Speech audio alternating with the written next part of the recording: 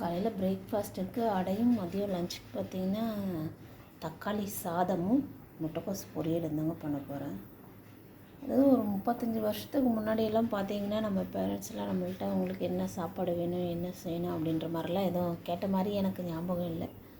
மதியம் ஒரு வேளை சமைப்பாங்க, சாதம் வச்சு சாம்பார் வைப்பாங்க, அவ்வளோதாங்க. மதியானத்துக்கும் அதான், நைட்டுக்கும் அதான்.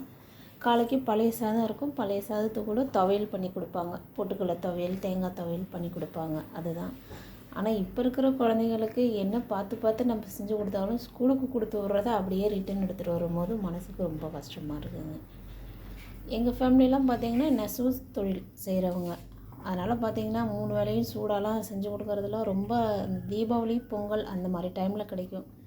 அதுக்கப்புறம்லாம் மதியம் செய்கிற சாதம் தான் நைட்டுக்கும் காலைக்கும்.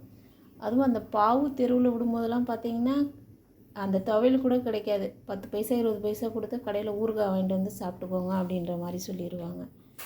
ஆனால் இப்போ இருக்கிற குழந்தைங்களுக்கு நம்ம பார்த்து பார்த்து என்ன செஞ்சாலும் அப்படியே ரிட்டன் எடுத்துகிட்டு வரும்போது மனசு கொஞ்சம் கஷ்டமாக தாங்க இருக்குது.